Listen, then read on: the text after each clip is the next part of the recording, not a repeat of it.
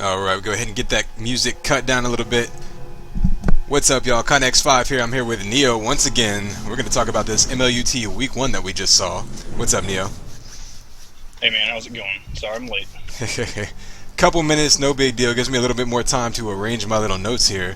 We got a couple outgoing interview requests. We'll see if we can get hold of some people to get on here and talk about stuff. But, I mean, right now, here's a little recap of what we're going to be going over here. Of course, Week 1, some of the results we've seen so far. Some of, I think we've already still got one match pending. We'll talk about that. What we're looking at for Week 2. And then, of course, everything in between. We've got some updates on, the highlights and the bookmarks we've got on the Twitch. We've got some...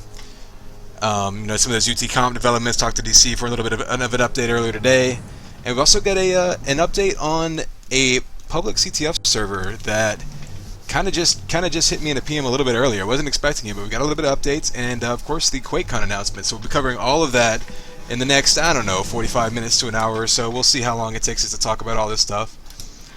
But let me see what we can pop up here.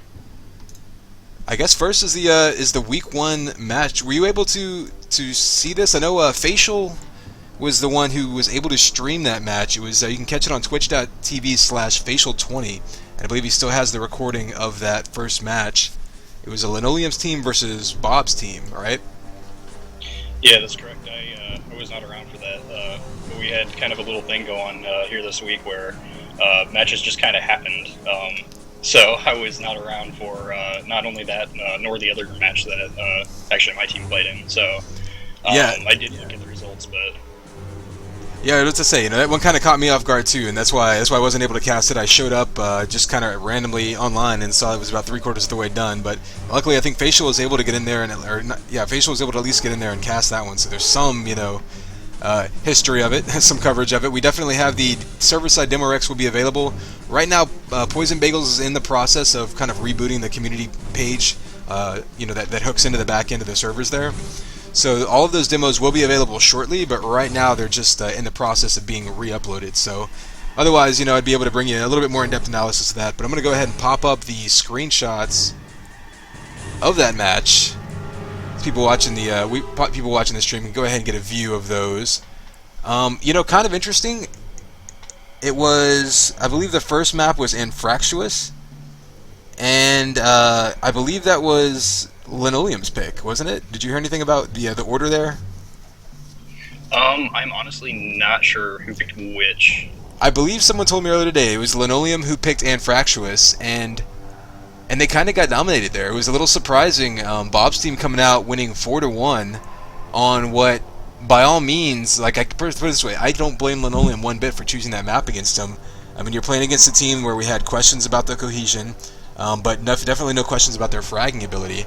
And a lot of times what you see in Pugs, especially, you'll see a team that maybe has better coordination and especially better offensive flag runners, may be able to overcome a lack of fragging ability by playing a bigger map or a faster map like Anfractuous. Well, and I know it's a very interesting pick because, to me anyway, just because I know that Vengeance or Big V, he's going to use that rocket launcher, which is, as we all know, bottom, pretty close to the base at the bottom. So he's going to be spamming those rockets a lot, and looks like he came out on top. So yeah, I would be curious to see what exact positions they played there. I mean, that's sort of one of the questions I had about Bob's team on the whole, but on a map like Anfractuous, you have someone who likes rockets. Like, I've personally been using a lot of rockets lately, and I've actually come to sort of be a little more comfortable with playing that forward defensive role on Anfractuous, because once you basically you go through a progression on there. You have to be high, force the flag carrier to go low, then you take the lift away, and then all of a sudden you've got a one-on-one with rockets in their face. And that's something that I've sort of gotten a little more comfortable with as I've been playing this map again as a forward defender when I used to be a back defender playing LG the whole time. But I'd be curious to see if that's what role he played, and if that was a big factor in him being able to come through in that map. One thing we did see is that for a team that we had questions or no questions about their fragging ability, but questions a little bit about their offense. I'm not sure who played as Big D, but he was definitely their #1 flag grabber, and he was definitely being very aggressive. You can tell from his nets of like -60 and on, -42 with 68 deaths on Anfractuous. Was that maybe Xavier? Do you know? I'm thinking Big D. I was thinking that that's been Or Dre, maybe? Okay. Yeah, but that's interesting to see him in an offensive role. Yeah, see, that would be... defense. That would be surprising to me, but it'd be interesting to talk to them and find out, exactly what the details were on that. But hey, whatever they did, it was effective, and able to steal away that. Do we want to go down these lists just to kind of tell people who may not know all these aliases as people are doing these days? I think I'm not sure about Linoleum's team, but it looks like Bob's team. Big B will be Bob. Big V's Vengeance. Big J is... I'm not even sure, to be honest with you. Yeah. Obviously, Lava K3 was there. And then I believe Big D is Dre. I think so. Yeah, that would make sense. Sure. Unless, of course, for whatever reason, they had Xavier play as Big D as some sort of a... Because I could see him being... Some sort of mind games? That flag carrier role. I can see that. Yeah, that's actually what I was thinking when they first drafted him, was that's what his role would be their sort of just spearhead, just non-stop aggressive flag grabber. And that's something that I hadn't played with him very much, and I wasn't sure if he was capable of. But if that's what he did in this game, I mean, they certainly came up big on Infractuous there in a map where that's exactly what you need. And oddly enough, their map pick, which again I'm actually kind of surprised they picked it first, because I figured the map picks for the season on Maul, and they actually ended up losing that one. Yeah, and that's interesting too, because although I heard something about maybe Vengeance actually getting dropped mid-game. Evidently what happened there was at the very end he dropped in the middle of the flag run that gave Linoleum's team the win. The exact timing of it, whether or not there should or shouldn't have been a pause, all of that's sort of up for discussion. I don't think any mandatory pauses are in the rules, as far as I'm aware. And actually, if I'm not mistaken, what I actually heard happened was Bob's team was up 2-1. Linoleum's team was up 2-1. No, I'm sorry. Bob's team was up 2-1, and then Big V lagged out for the tying cap, because if I'm not mistaken, this Maul went into overtime. Oh, I see. Linoleum's team was able to come out with the other cap. Gotcha. That explains how Vengeance is able to have some scores with a 0 time limit, because I guess it doesn't count your time on the scoreboard in overtime. Yeah. I just said time like 7 times in a row there, but you get the idea. But yeah, so now, I was just going to ask this other roster, who are all the people there? I see Infamous Raider, I see Rookie. I'm assuming Bigger J is Linoleum as Jesse, but I'm not sure about the others. I'm not even entirely sure who those aliases are. I'm sure we can get a little bit of clarification, in the future once we talk to Linoleum or some other folks about that. C is definitely going to be Cafe then. But judging by the net. Not surprising, or I'm not sure about the bigger L. So we'll have to get. Looks to be an offensive player, if that helps. Yeah, I'm not even sure. Maybe 9. I'm not sure. Interesting to see though, Rookie starting for them. I mean, he was sort of one of those question marks who, again, I think we both ranked highly in our drafts based on, or in our rankings based on his performance last year. One of those people, and weren't sure what his sort of availability, activity and all that would be this year. But coming up with a big, was that plus 33 net on Maul? So definitely helping turn the tide on that map, being sort of the X factor there when you consider both of their offensive players had huge negative nets. I'm not sure if he played the offensive hill or the defensive hill. He definitely played one of the two. I would guess probably offensive hill, and just let his two runners. I don't know. Bottom line is, anytime you can raise up your fragging ability on a map like Maul, it's definitely going to help you keep up with a team like Bob's team that can definitely do some damage themselves. Yeah, for sure. And it's interesting to see. I mean, I'm not as familiar as other players are with Rookie, but I haven't seen him pugging, so it seems like he just came out of the woodworks and played really well. Yeah, I mean, he might be one of those guys that's been playing a lot of TAM or something in pubs, and just sort of keeping his movement and aiming ability up that way. Definitely haven't seen him pug myself, so I'm not sure if he's scrimmed with them at all. If he's still getting into the swing of capture the flag, something like that could be along with playing guys who are newer. or newer to the maps, could be a big reason why Infractuous failed for them, because that is one of those maps where it's hard to really step in. If you're rusty or if you're newer to the map, it's a very complicated map to try to play really offense or defense on, because the whole game is basically transition. Yeah, it's a very big map, and I'm not sure. I assume he was playing a defensive role, so if he was losing flag carriers doing those ninja runs that you can do on Infractuous, maybe that's kind of what happened there. Yeah, it could be. It'll be interesting to see how they adjust their map picks in the future on that then. It looks like that one, I mean, my guess, I'm not inside Linoleum's head there, but my guess from their perspective would have been to pick a map that was trying to exploit their opponent's weakness there, whereas Bob's team looks like they tried to leverage their strength, and it's funny because neither map pick works out for the team. Yeah, and I don't know, maybe we'll see a lot of that this season. I believe we'll move on to the next match in a little bit, but I think something similar happened there, if I'm not mistaken. Yeah, I mean, I've actually got those other screenshots ready to pop up here, and I can go ahead and do that. Let me grab this thing right here. There's a fancy pants button. Boom. So yeah, the facial and fro match. This is one that I actually casted. You can check it out on my Twitch. The highlight videos are already up. I even have some bookmark highlights from it. There were a lot of moments that were really, sort of really interesting that came through there. And I mean, really, the key to this one was that just like the other match, each team won the other team's map pick. And it's interesting how that's happened in all 4 maps played so far this season. Well, and I'm sorry, which team picked which? Because I was under the impression that Facial, or the team I'm on, I thought that we picked Pistola. Is that not correct? Oh no, Fro picked Grindel and lost 4-5, and then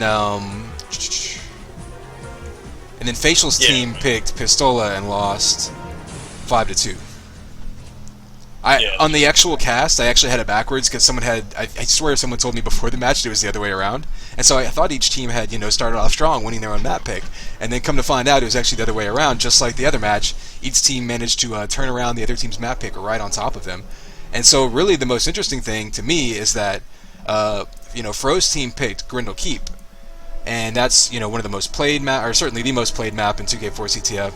So I figured that they were trying to get over the fact that maybe they have some newer player, or working on some newer teamwork, so to speak. They don't have the same group that's like a practice team. So I figured they'd pick a basic map that everyone knows their positions, everyone knows what they're doing. You don't have to worry about chemistry so much, without having time to scrim. Getting that pick out of the way early though, so they're not going to be able to pick that map for the rest of the season. Yeah, and I mean, a couple of things kind of interesting on this one here. Unfortunately for me, it was the first night in weeks I got on late, and our match had happened, so that's unfortunate. I wish I could have played, but I was talking to Blimpo, and he was telling me that he was just really annihilating stuff, so there was probably no way that I could have made a difference there. But the weird thing here is that Facial, who's been playing a defensive role in almost every pug that I've seen, he actually, as the captain, went ahead and put himself on offense, and I just thought that was a very interesting choice there. Well, I have seen him on Grindel Keep. It doesn't surprise me because he likes to play that offensive role on Grindel Keep where he'll basically be disruptive. Like he'll just he'll cover, like, say, the lightning gun exit and sort of just play a map control offense there, and then let his flag carriers jump up to that. I don't know how in depth their communication and their setups of their offense were, but I know I've seen him do that in Pugs. So I don't know if that was his plan, was to let Killer, or Arc or somebody grab and get up that direction.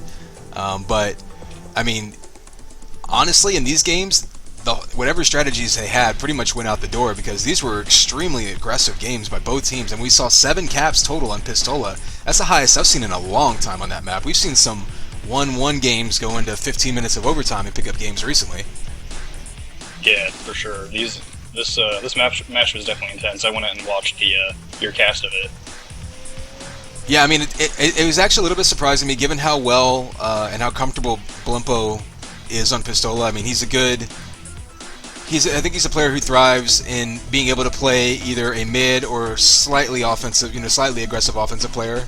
So I think he excels in those maps like Pistola, where he can sort of turn around and help the offense and defense at the same time.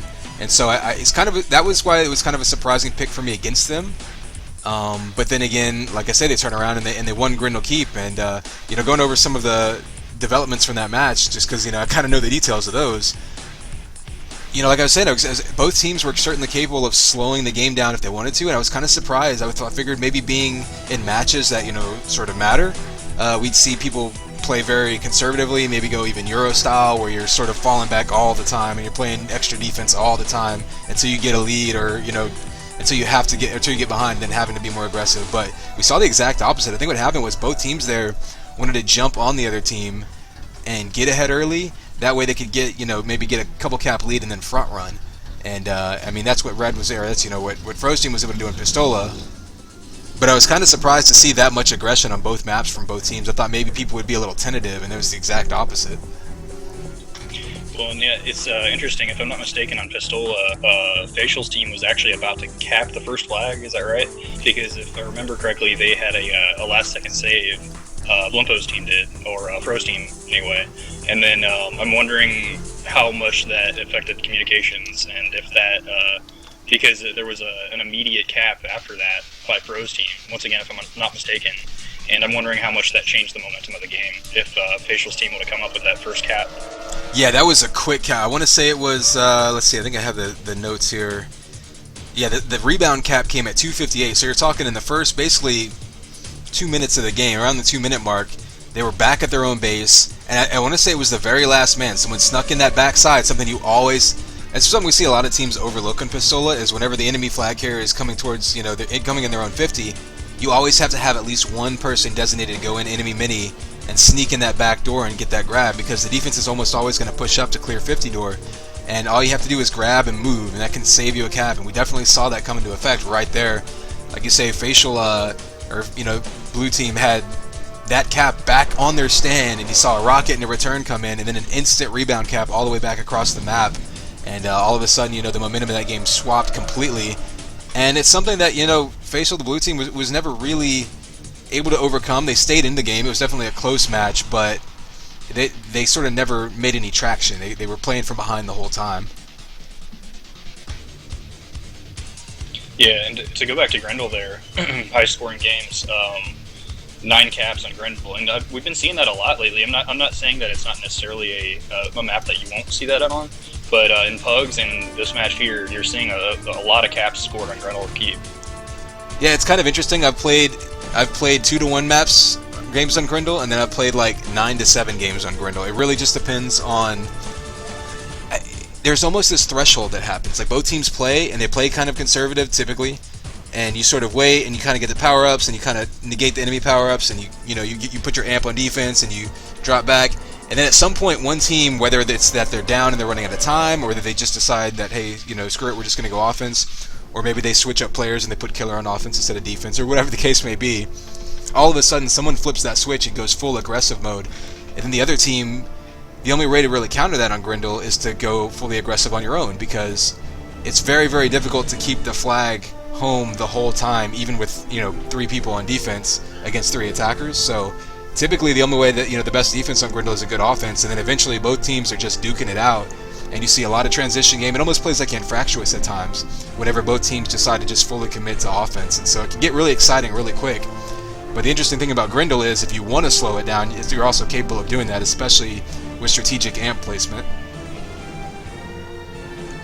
Yes, definitely, for sure. And that's going to be one of those maps like Infractuous that double damage one. If an offense is going to take the enemy team's double damage in their base, use it for a run, you're going to see a lot of caps like that as well.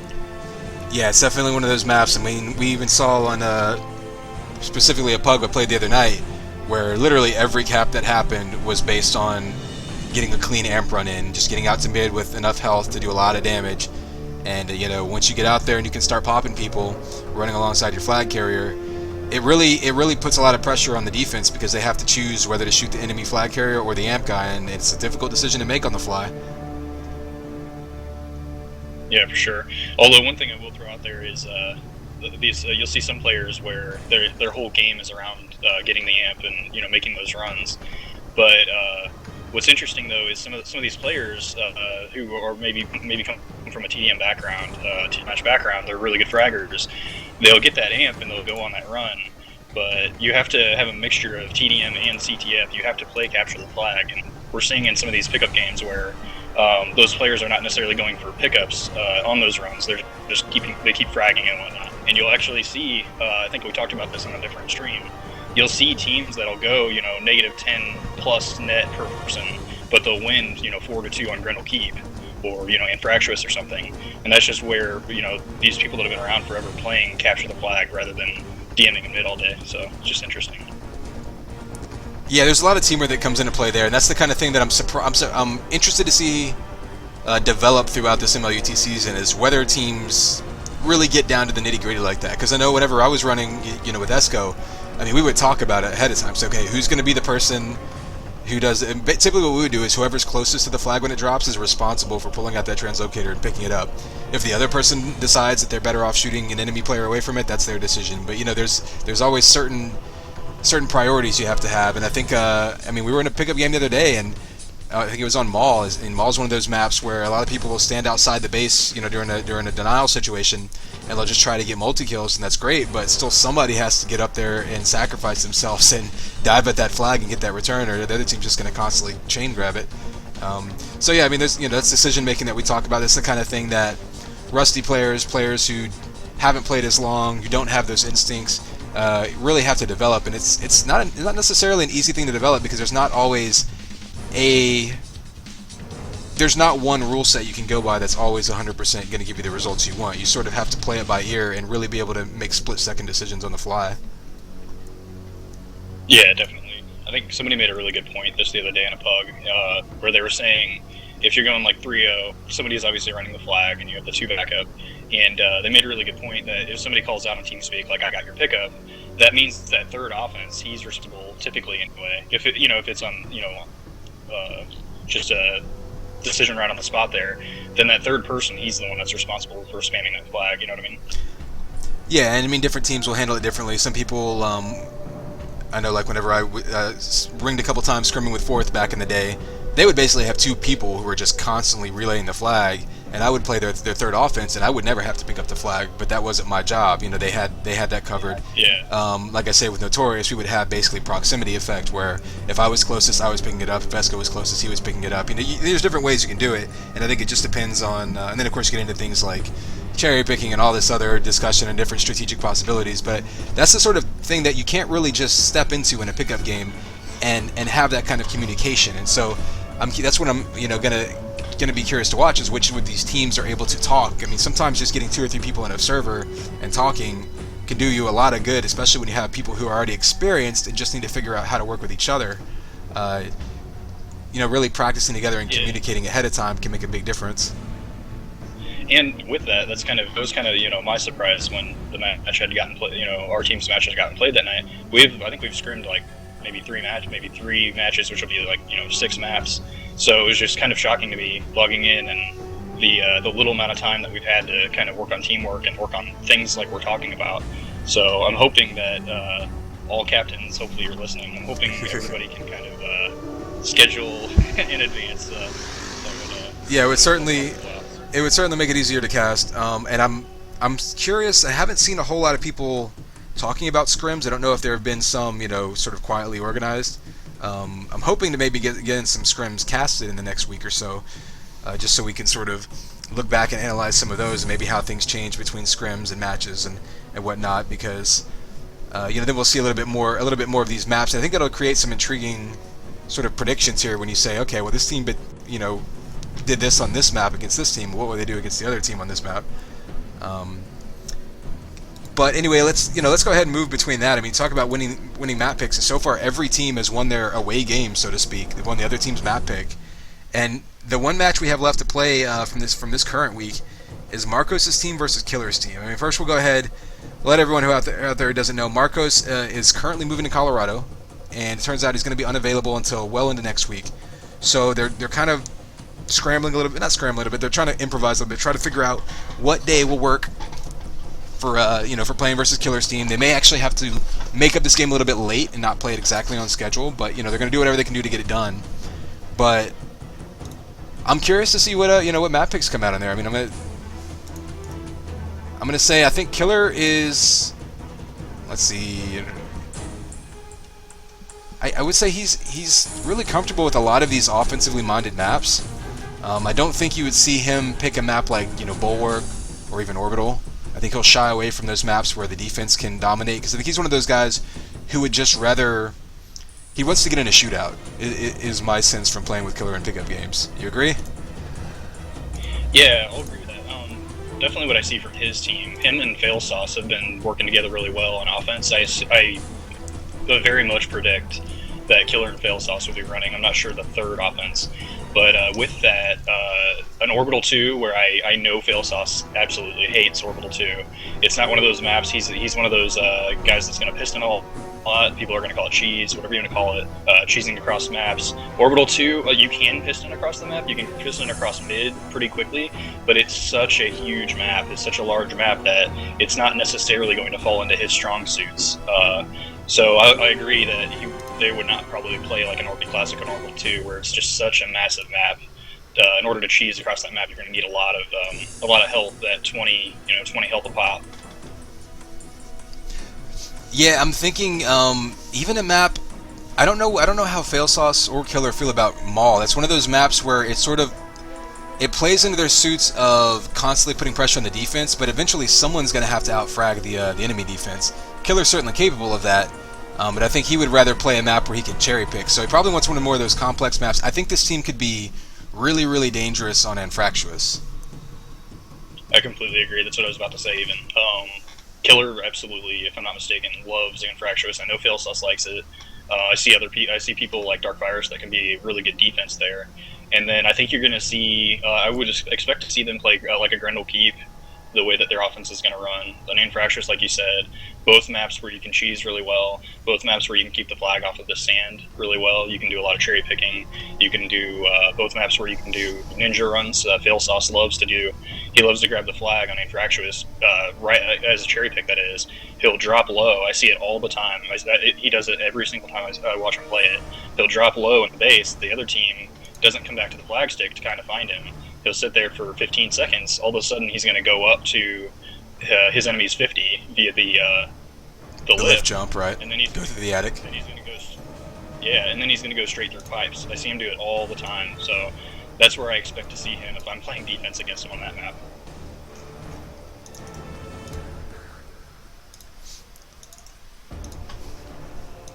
Another map I would expect Killer's team to pick would be a Vault City. I know Killer likes it a lot. I think Failsauce likes it a lot, and I see other people that could be very effective on D, and Walt and Dark Virus and whatnot. So.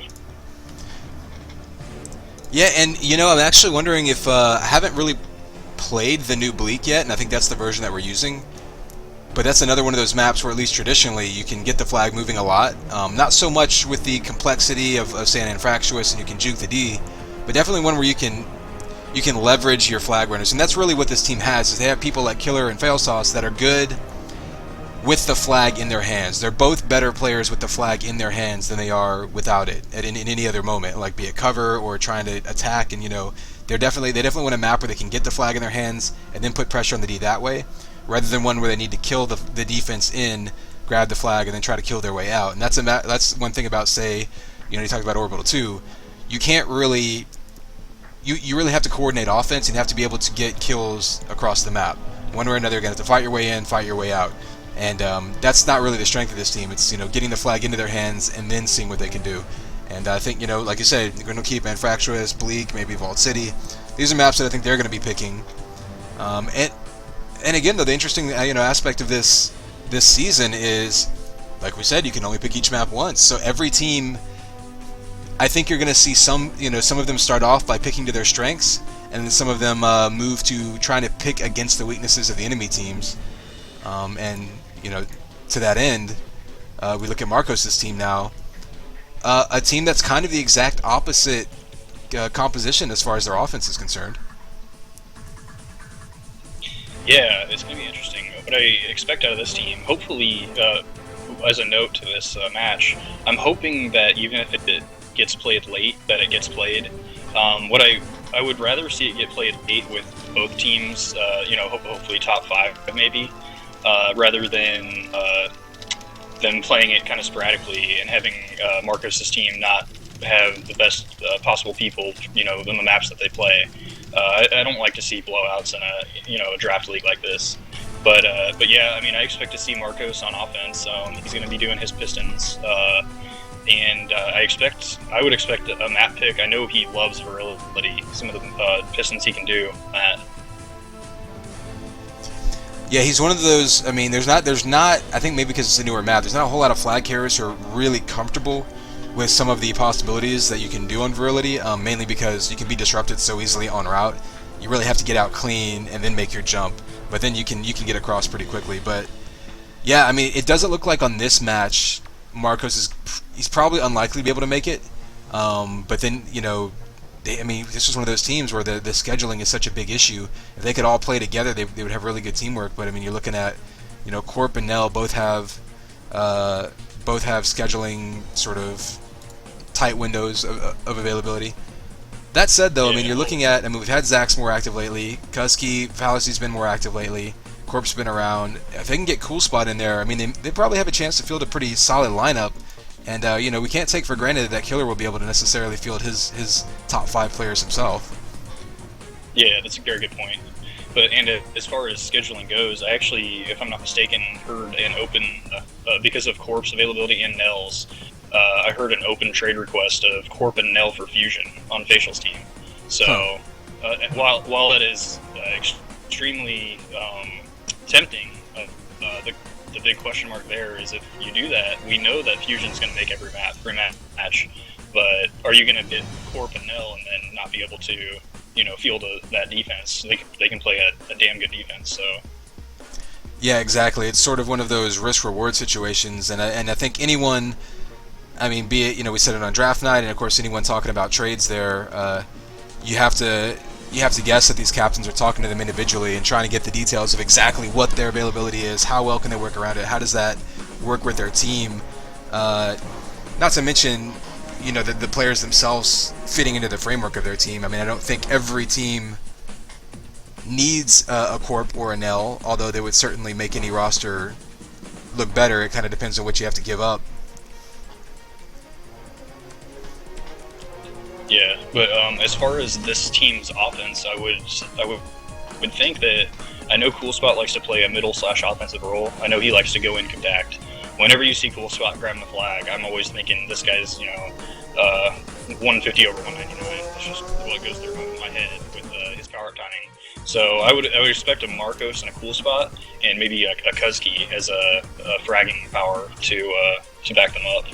Yeah, I've seen Corp play some offense lately, but I think Marcos drafted him to play defense, but he's one of those people who can kind of go both ways. Kusky, being a TDM background, is theoretically capable of playing defense, but I have no idea how much experience he has with it.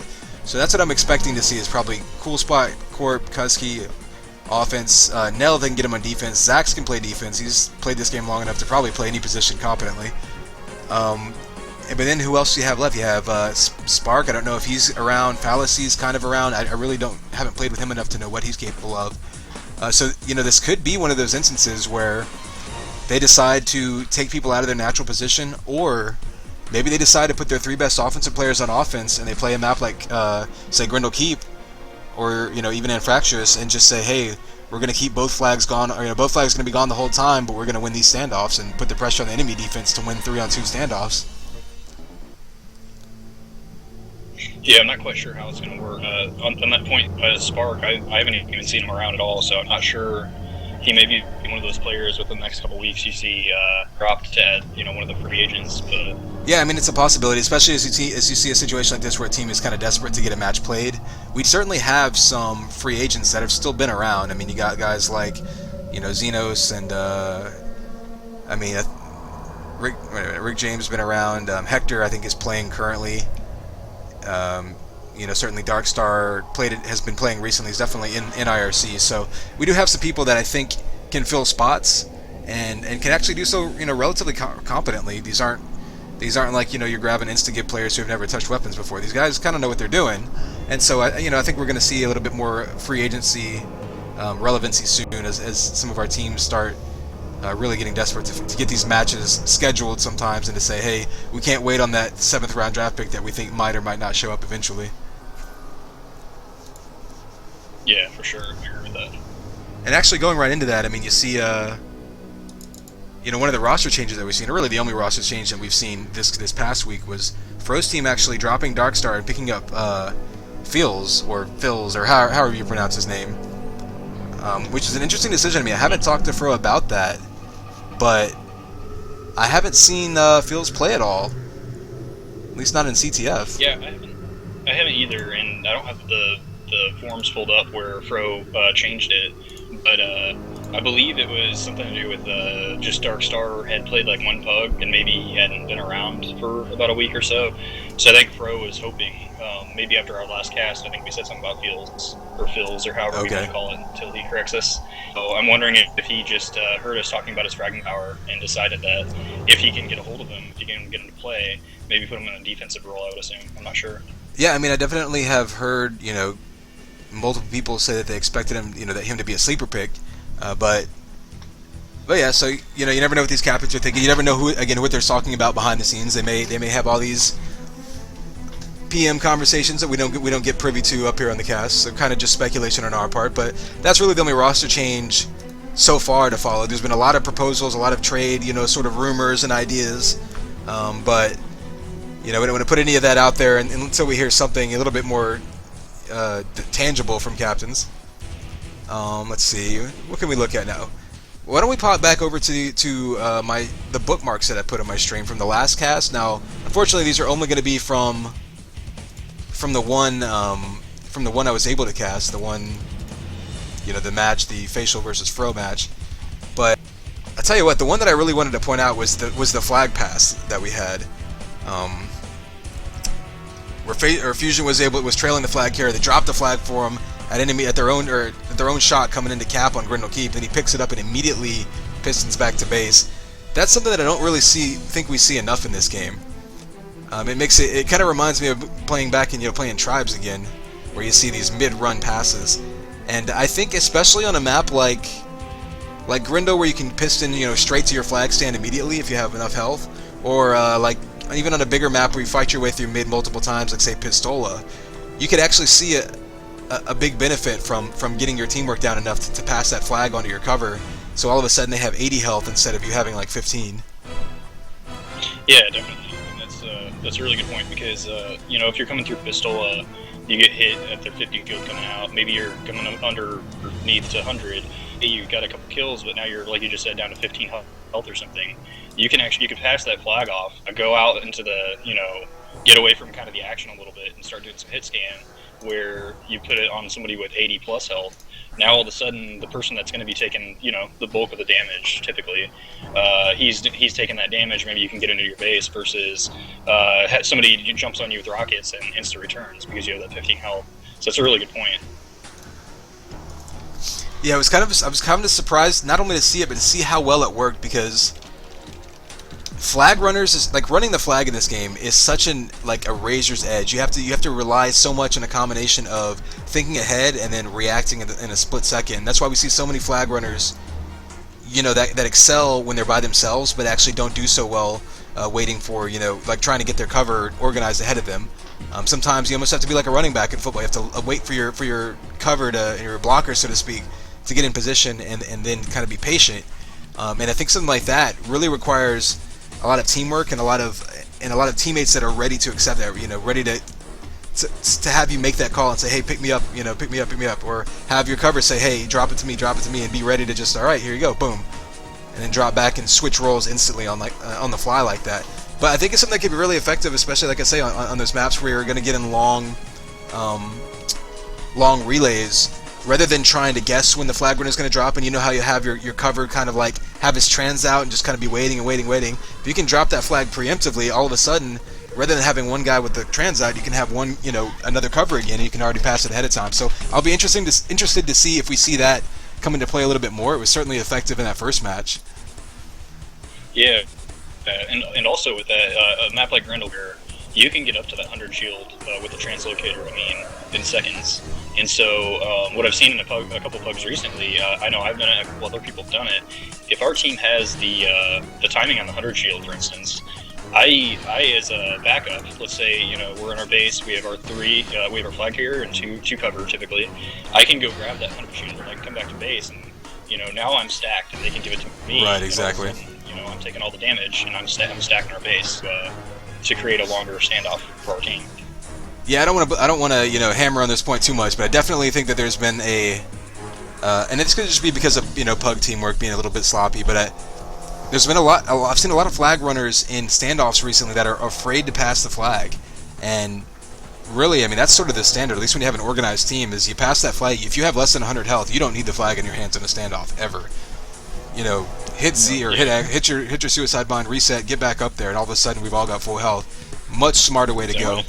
But, of course, things like standoffs or another thing like transition, where once it really requires a lot of teamwork and a lot of communication ahead of time, so probably something that we'll see get a lot better as the season goes on as well. And what you're going to see, even more experienced player, what they're going to do if they know they have some good weapons on them and a lot of ammo, you're going to see the flag carrier actually drop their weapons all in a suicide. They tell their team, don't take my weapons. In a suicide, you're going to come back with 100 health. Even on a map like Grendel, you might maybe even can grab the 50 shield if it's up. Then you can have all your weapons in base, and who knows, maybe you grab the flag back, because now you have all your ammo, all your weapons. You don't have to go around the map picking up weapons, whatnot. So yeah, well, it'll be interesting to see. Those are some of those CTF fundamentals that I don't think we see enough, honestly, these days. Yeah, it's a good point. But yeah, wanted to point out that was my favorite bookmark, my favorite highlight that I saw from the first week so far. We'll see if this Killer versus Marcos match gets played anytime soon. Maybe we'll get some more highlights from there. I'm gonna keep moving on though. I did talk to one of the sort of ongoing developments we were talking about is this new sort of, I don't know, not new version, these potential updates to UTComp. Everyone's kind of excited about. Everyone has all these ideas about what can happen, what will happen, what we're hoping to happen. Everyone's got their own wish list. I did talk to DC a little bit earlier today, and he doesn't have a whole lot of updates for us. Of course, he has his own life going on, but he's been messing around with it on the side. He has gotten the brand new UTComp 1.7a, or the newest source code, and he's put that up on GitHub. The other one that we were working with was 1.6, and he was worried because some of the newer NewNet features hadn't been implemented. So that's now up to date. We've got the full up to date one that he's working with, and he has managed to get it to compile. He actually the other night was able to get rid of the suicide delay. How currently it's coded into the game where after you suicide online you can't do it again for 10 seconds. He successfully got that disabled and got it compiled and got it working in the IP5 server that they were using as a test. So if nothing else is a start, it's a proof of concept that we can make, he can make changes, or we can have changes made via GitHub, have it compile and have it work correctly. So it's one big step towards seeing what improvements we can make here. Yeah, and that update is so nice. I can't tell you how many times I'm sitting there spamming my suicide key when I need to get back to base, and end up pulling out, hopefully I have rockets or something to kill myself. And what some people have been doing recently, actually, is they just have made a change team bind, so that if they're on suicide delay, they just hit change team twice, and then they can respawn right there with 100 health. So. Yeah, and if I recall, the game didn't even ship with that. I think they actually implemented that later, if I'm not mistaken. But either way, it's not really going to be a factor anymore, because once we get this, these updates rolled in, I don't know if that's going to happen mid-season here. We may have to wait till the next season. Of course, we want to make sure there's no stability or, of course, security problems with it. But definitely an exciting thing that we're going to be following the development of. And probably every week I'll have a little bit to say here. Hopefully we'll get DC on here one of these days to talk about it. But of course, he's just working on this in his spare time. So, we'll sort of take the updates as we can get them there. Oops. All right, so again, I said I had an update I wasn't expecting, and so Orange actually PM'd me earlier tonight, right before we were about to do the show, and let me know that the Dark Side Battlegrounds Capture the Flag pub. He sort of had a server up there for a while now. It's had that Dark Side name. It's actually been run by Orange, and it's kind of been empty. It's kind of been dead. And so I suggested to him that maybe we change the name, we get a warm-up mode disabled, because it had a warm-up mode that everyone had to vote ready on before, and that's no good for a pub. But now he's got all the maps are redirected, which was a problem before. So now we have a functioning, sort of standardized Capture the Flag pub that's advertised, it's available, it's going to show up on your Capture the Flag list.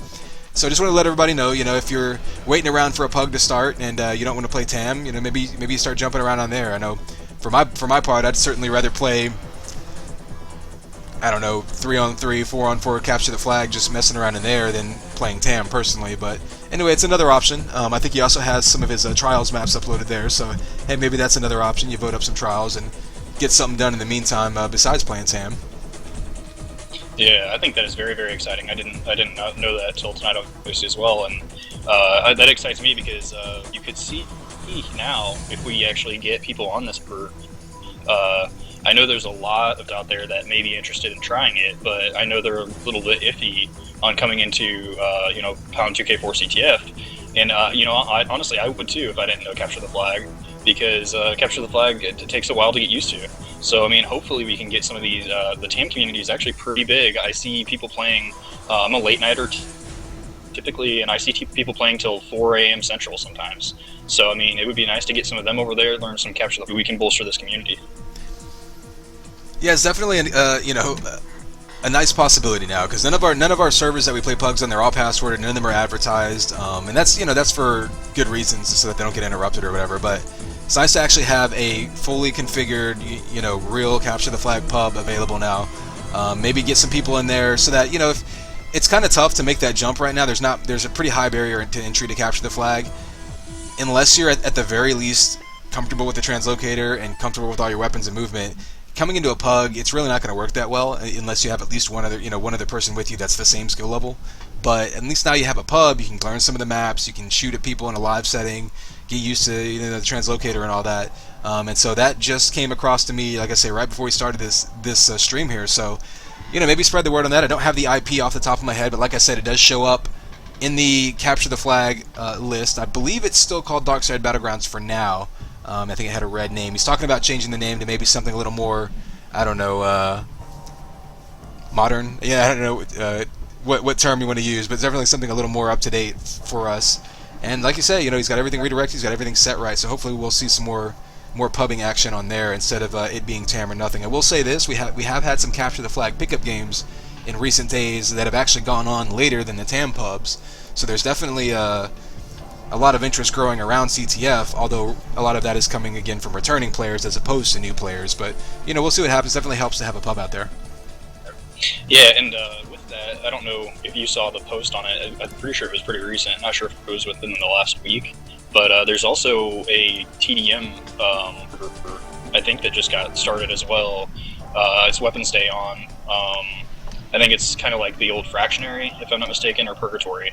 So I do not have the IP either, but I know it's on Pro and Real. There's a forum topic on it. Right, yeah, the Moyer and the Matrix guys, or I guess maybe just Moyer, started that up, and I think it's called just like Happy 10 Years UT or 10 Years of UT, something along those lines. Something you put on the top of a birthday cake.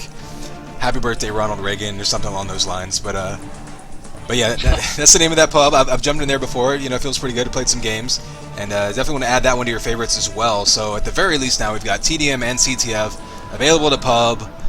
We've got all the UTComp and all that good stuff on there. All the maps available. Everything should be redirected, and of course you can jump around on there. And for people who are kind of worried about jumping into a pug or even this next MLTDM, worried about their ability, their skill level, you can maybe ease your way in a little bit easier that way. Yeah, I was about to make a note on that for anybody that didn't know that there is going to be a TDM MLUT after once this CTF MLUT is over. That's just something to keep in mind. So if you need to practice that TDM, go to that public server. Yeah, and kind of along those same lines, I mean, it's a good way to transition into the fact that Quakecon's dates were just announced now, and they actually bumped it up 2 weeks this year. So it's going to be sort of the middle to the end of July now. It's going to be Thursday, July 17th through Sunday, July 20th. For those of you wondering, Friday and Saturday are really the days that things happen. Sunday, it's over by halfway through the day. It's more of a teardown. Everyone in the hotel has to be out, checked out by noon. So Sunday isn't, your important day. Thursday, again, is mostly set up. But really that Friday and Saturday are the days that you want to keep in mind for anyone who might find themselves in the Dallas area. And it's going to be, I believe, at the same place, the Dallas Hilton Anatoly, right downtown there. And we're sort of figuring out right now, people are getting their rooms arranged. The Hilton down there already has their Quakecon rate available, and people are booking up rooms and flights and all that. And we're sort of building a list of people that are available to go, people who are trying to go. A lot of the Texas area UT players are going to go. I'm planning on going currently, and we may very well see we're definitely going to see some amount of UT presence in the BYOC, a significant one. What events we'll get to put together, we'll see. But I will say this: I have heard that the internet there on their BYOC is much, much better compared to say years past. So that something like streaming is actually going to be possible. So even if if I'm able to make it there, I can still stream whatever matches we get going. And there's a couple possibilities here. People have talked about maybe getting another Mlut done, like say CTF later on in the summer, and maybe trying to have finals there, maybe having sort of an all-star game there. If nothing else, the ClueX dual tourney will be something like 6 weeks later, as is planned currently. So maybe we'll just have a warm-up tournament there. We'll see what we can find out as far as whether we can get hold of sponsors. I don't want to promise anything ahead of time, but bottom line is dates just got announced. People need to go ahead and start making their plans. But we're going to be working on that, and we're definitely going to bring something good to you from Quakecon. Yeah, that'll be awesome. I have never attended personally, and I'm hoping / planning on trying to get down there for that. I have family close, so hopefully I can do that. That'd be a lot of fun. And maybe if we both end up there, we can stream some of the stuff. Yeah, I mean, the advantage to Quakecon is it's completely free to actually get into. BYOC, to get into the LAN area, you really have to pay now to reserve your seat, because otherwise you're going to end up standing in line. In theory, what they do is they basically pre-sell seats to guarantee the spots, and then they give away the rest of the seats for free, but you end up waiting in line hours to register, and you don't want to do that. So you either want to register your seats and pay ahead of time, which registration is going to open soon, or even if you don't, if you're traveling, you don't want to bring a computer. It's another possibility for anyone listening. I've gone a couple times without bringing a computer at all, and just hung out with people. You're able to access the BYOC. You just obviously can't bring a computer in. You can get access to all of the events, all of the vendor stuff, all the side tournaments they do over there, all of that stuff for free just for showing up. And so definitely a worthwhile event, even if you just want to come hang out and party with people. Please believe we're not just going to be sitting around our computers the whole time. We're going to be having a lot of fun one way or another. And definitely going to throw in, whatever kind of Unreal Tournament event we can in there. It'll be kind of interesting this time because in the past we've had a good UT presence, but it's mostly been just sort of casual, just hanging out, playing a few games here and there, and then we'll kind of move on to other stuff. But having a real scheduled UT event will help keep things rolling, I think, for everyone. And so we'll kind of be able to ease in and out of that as we go between that and maybe exploring a little bit of the Dallas area. Depending on what kind of transportation we can see available. But like I say, I think there'll probably be some forum threads popping up. I know we've got a lot of people talking to each other, figuring it out. Just wanted to get that out there. Definitely going to have a big UT contingent there. So, anyone who can show up is encouraged to. We will all be there. All right, so going to move right on to this. The last thing that we have to talk about here is predictions. I didn't really make any official Week 1 predictions, in part because I had no idea where things were going to go. And given what we've seen so far from the Week 1, I kind of still have no idea where things are going to go, to be honest with you. Not a single team has won the map that they've chosen, and I can't say I've disagreed with any of their map choices. So if I were the coaches of these teams, I believe I'd be 4-0 so far, or 0-4 so far. I don't think I would have won a single map that I planned on winning. Yeah, this is going to be an interesting week. I guess we can, if you want to, just start with Facial's team. It looks like just at the top of the next week's schedule, Week 2. It looks like Facial's team plays Marco's team. And I think we're going to see I assume we're going to see another week of spotty scheduling with Marco's team. So it's hard to really make predictions without knowing who's going to be around, honestly, on this one. Yeah, that one's a tough one. They're one of those teams where availability means everything, and we may very well have to see some roster changes from them the next few days. So it'll be that could certainly change any predictions there.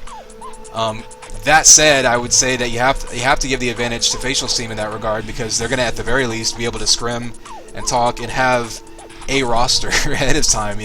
Because you talk about Marcos' team, it's not just playing matches that's a problem; it's playing scrims and having 5 people around together. I don't know if they've been playing, with ringers, or if they've just been pugging together or just talking, and I don't know what kind of practice they've been able to get in together. But when you've got basically a third of your team with spotty availability to no availability for the next week or so, it'll be interesting to see how they're able to come through that.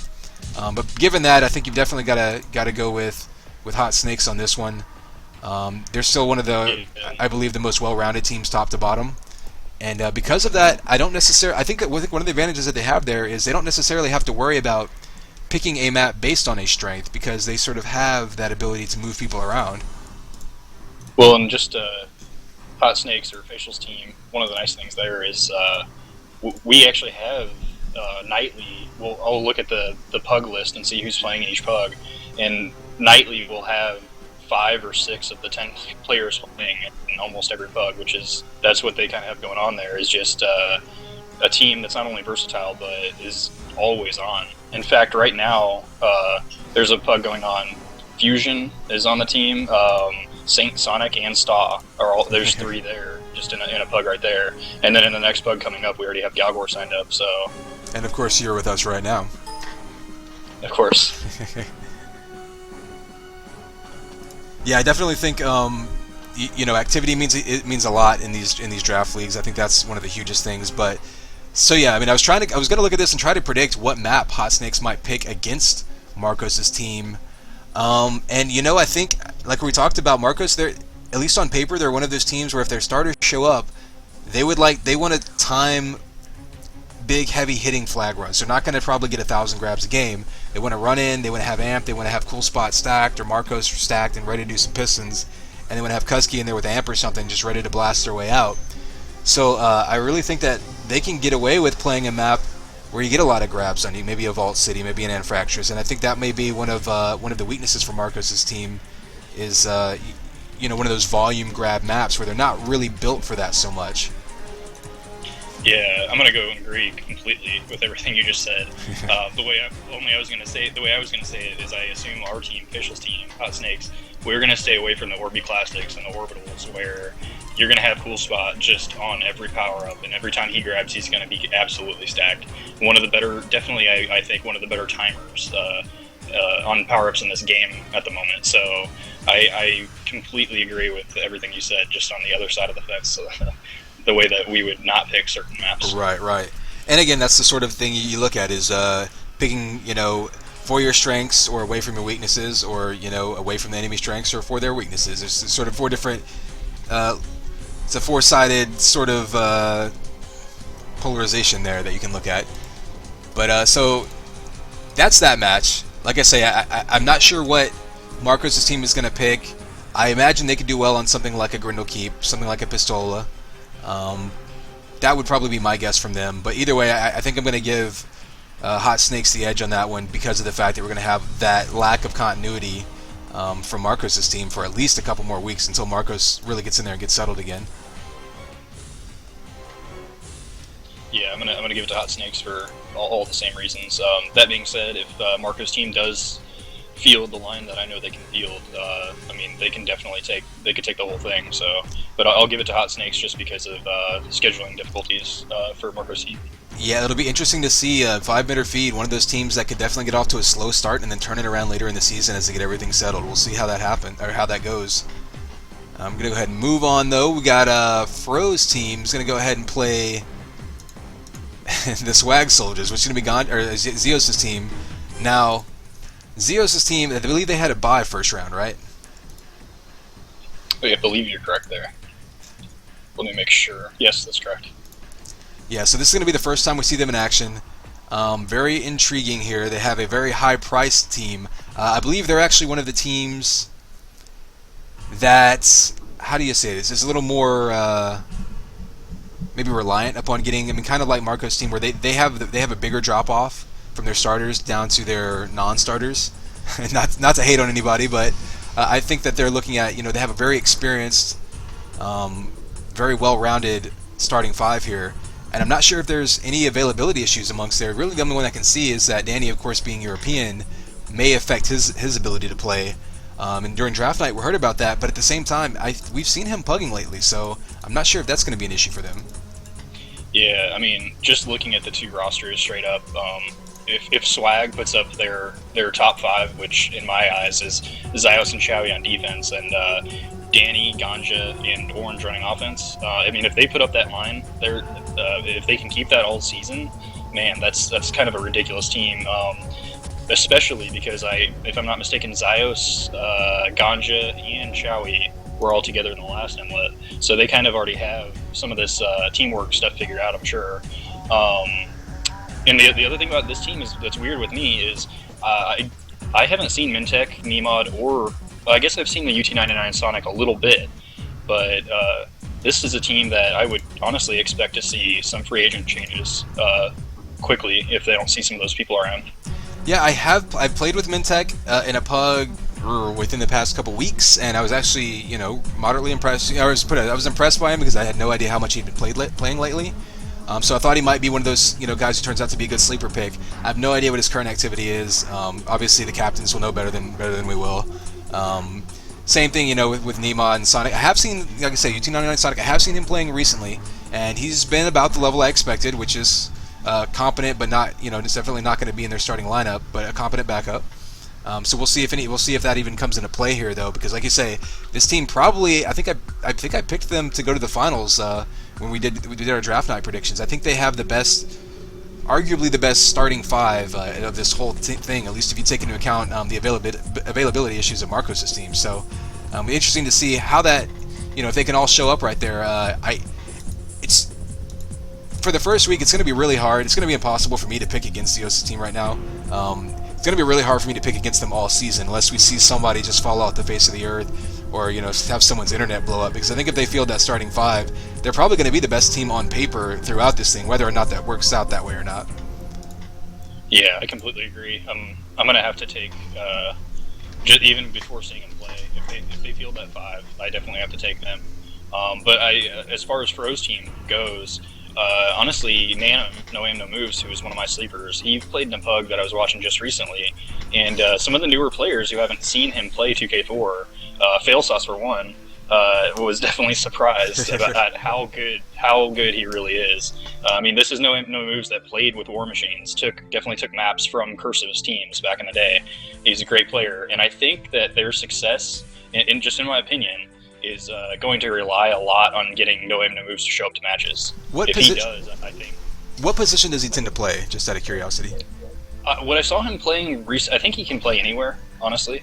But what I saw him playing in that pug was he was playing offensive cover / running the flag. And, he was just raping. It was ridiculous. So, and that's what I expected from him. That's why I had him as a $800+ player, maybe higher. And he got the 692, but I think the 692 is just purely on he hasn't played 2K4 in a while. So, and that's a team, like looking at the roster, that's definitely a spot they need to fill up. So if he can fill that really aggressive offensive fragging role, yeah, that could make him scary. You put him and Blimpo in mid on, say, a Maul or something, or actually, what that would actually do is give him more flexibility because, say if Ebanks doesn't show up, you can put Blimpo back on defense. So, yeah, if he can become a big factor in this season, that could definitely give Fro's team another edge here and another dimension. That said, one thing Fro does have going for them, we've seen them win Pistola, and I really think that's a map that plays to their strength, and they didn't pick it, so they still have Pistola in their pocket. And again, with Blimpo loving to run mid there, they can keep that one for whichever team they play. I wouldn't be shocked to see them pick it, honestly, against Zeos' team. I think that would be a good pick against them. And so we'll see what they decide to do there, if they want to do that, or maybe hold that in their pocket and try to come up with something different. Again, I haven't really been able to see these teams scrim, so if I can catch some of those, maybe I can get a better idea of whose strengths and whose weaknesses fit into what.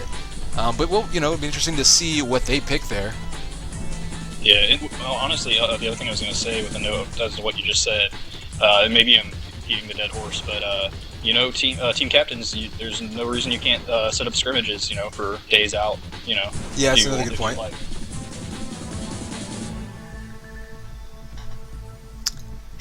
But yeah, I'm gonna take swag on this one, assuming that they can, or sassy, assuming they can field that five. I think that they're gonna take this match. Yeah, it's gonna be really tough to keep. It's tough to keep Danny bottled up as a flag runner as it is. But you give him some good cover like that, and then a really solid, arguably one of the best defensive pairs in this season. And it's just like you say, on paper, it's going to be very, very difficult. But then again, that's why we have different map choices available, and that's why we play the game. So it'll be interesting to see Zeos' team in their first match here. So going back to the final one, then we have Linoleum's team, which of course I didn't get to see play, but I know a lot of these players pretty well. And then Killer's team, who we also have yet to see play, but who have a bunch of players that we're all also very familiar with. Yeah, it's hard for me to pick on this one just because we haven't seen Killer's team play yet. Because I think Killer's team can be very, very good, but I think that they have some question marks at the same time. Um, this one's tough. The thing that I like about Linoleum's team is if they are able to field five. They played well in this first match. If they're able to field, some of their top five, I think they can. I think they have a team that plays true CTF. They don't necessarily have people that are going to be those fraggers and not getting pickups and whatnot.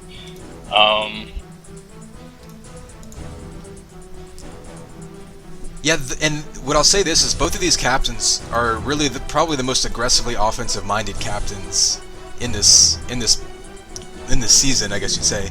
And so Killer obviously, I think, picking more with an offensive approach, whereas Linoleum decided to pick with a defensive approach. I actually think Linoleum has a lot of defensive options here between Cafe, Rookie, and Josh. I mean, any two of those three could be, can compete with anyone as far as defensive pairings in this season. So I really think that it'll be interesting to see because Linoleum's team, I think, is stacked on defense and Killer's stacked on offense, but both teams also are a little imbalanced in that regard on their other end.